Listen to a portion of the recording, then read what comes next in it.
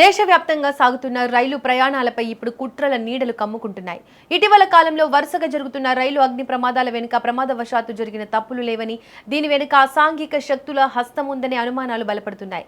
Railway శాఖ అంతర్గతంగా నిర్వహించిన దర్యాప్తులో షాకింగ్ నిజాలు బయటపడ్డాయి. ఇవన్నీ అనుకోకుండా జరిగిన సంఘటనలు కావు. కావాలనే కొందరు దుండగులు పథకం ప్రకారం చేసిన ఘాతకాలుగా అధికారులు నిర్ధారించారు.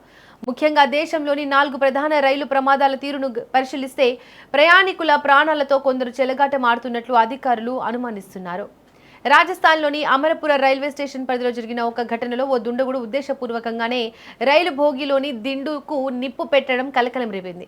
అలాగే పశ్చిమ బెంగాల్లోని హౌరాలో జరిగిన అగ్ని ప్రమాద స్థలాన్ని పరిశీలించగా రైలు బాత్రూంలో పెట్రోల్తో తడిపిన గుడ్డ ముక్క దొరకడం ఈ కుట్ర కోణాన్ని మరింత బలపరుస్తోంది. రాజస్థాన్లోని కోటాలో జరిగిన రాజధాని ఎక్స్ప్రెస్ ప్రమాదంలో కూడా మంటలు మొదటగా బాత్రూం నుంచే వ్యాపించాయని దర్యాప్తులో తేలింది. ఇక బీహార్లోని ససారాంలో జరిగిన ప్రమాదం మరింత విస్తుగొల్పుతోంది. అసలు ప్రయాణికులే లేని, పవర్ జనరేటర్ కూడా లేని ఒక ఖాళీ బోగిలో అకస్మాత్తుగా మంటలు చెలరేగాయి.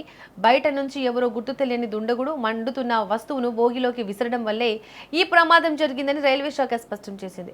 ఈ వరుస ఘటనల నేపథ్యంలో రైల్వే శాఖ ప్రయాణికులను తీవ్రంగా హెచ్చరిస్తోంది. ప్రయాణ సమయంలో ఎవరైనా అనుమానాస్పదంగా కనిపిస్తే లేదా ఏదైనా వింత వస్తువు కనిపిస్తే వెంటనే అలర్ట్ అవ్వాలని కోరింది. ప్రయాణికులు తక్షణమే రైల్వే హెల్ప్ లైన్ నంబర్ 139కు కాల్ చేసి సమాచారం అందించాలని, రైల్వే భద్రతలో భాగస్వామ్యులు కావాలని రైల్వే శాఖ విజ్ఞప్తి చేస్తోంది.